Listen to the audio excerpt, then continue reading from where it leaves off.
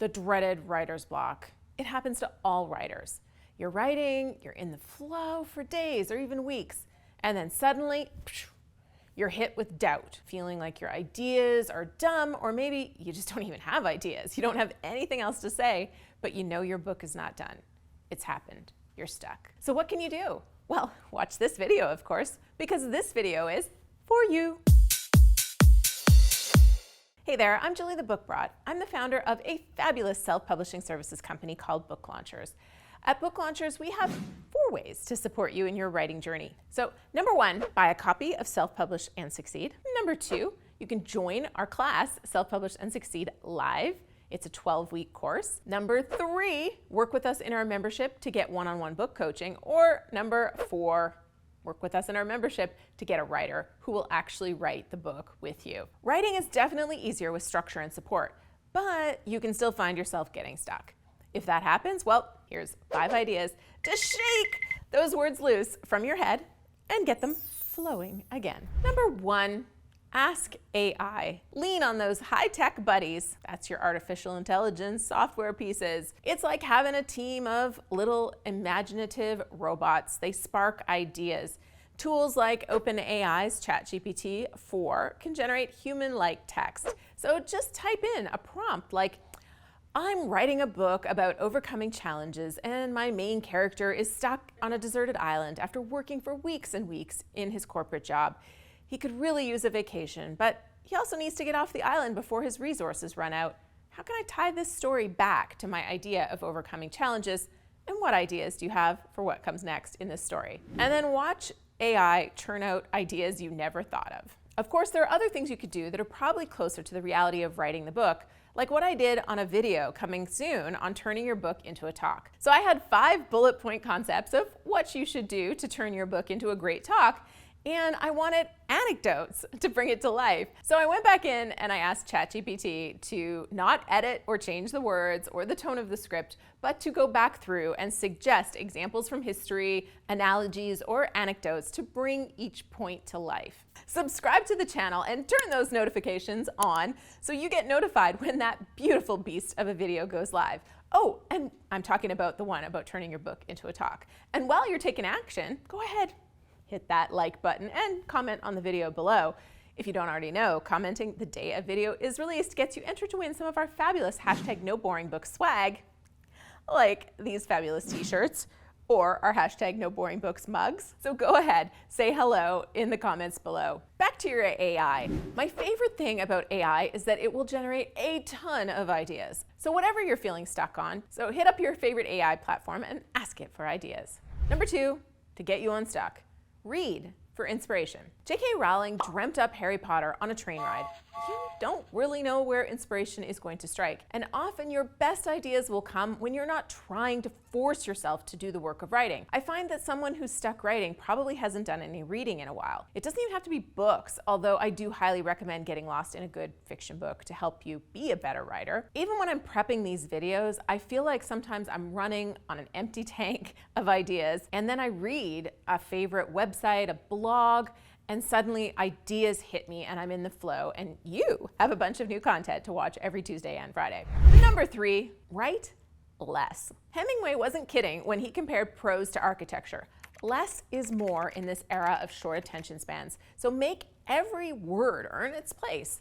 In other words, sometimes you're stuck because you don't need to say more, you need to say less. Can you simplify what you have? Can you write this for a grade 4 or a grade 6 student? And if you did that, what stories or examples would you add so they enjoy what they're reading? The best books are the ones that deliver a punch with every paragraph. So often you're trying to say more than you need to. Just simplify, get it concise, and deliver massive value in a shorter amount of time.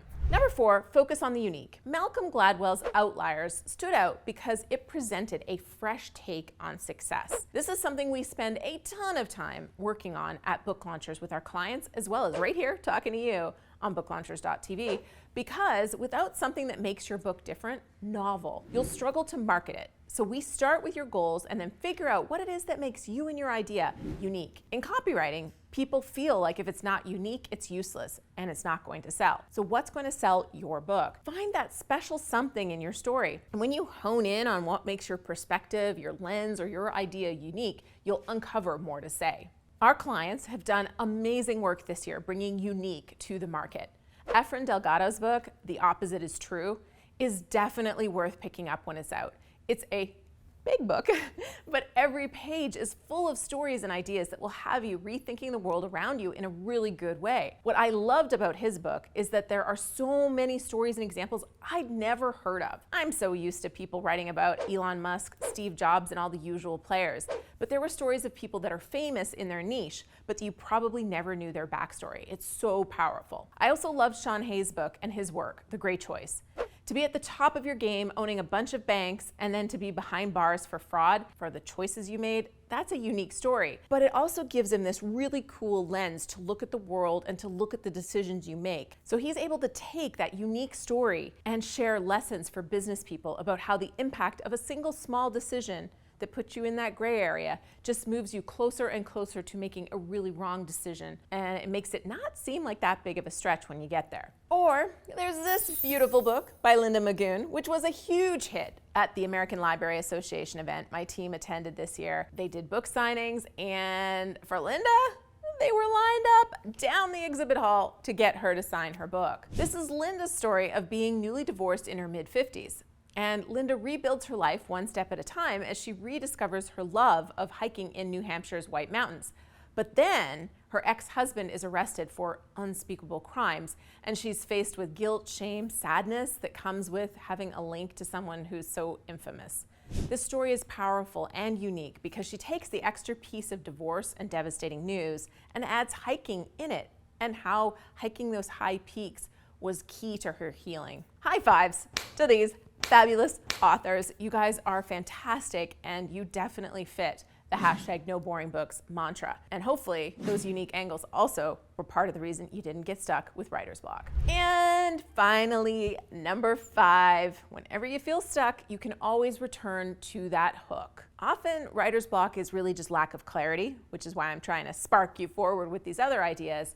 But maybe it's time to make sure your hook is really clear. So circle back to that hook. Remember that outcome of an outcome that you have to deliver to your reader. And not just any reader. It needs to be a specific person who needs that outcome of an outcome. Here are a few examples of strong hooks from successful nonfiction books that are designed to engage and benefit a very specific reader type. All right, take examples like The Lean Startup. This book promises a new and innovative approach to business. The hook is how today's entrepreneurs use continuous innovation to create radically successful businesses.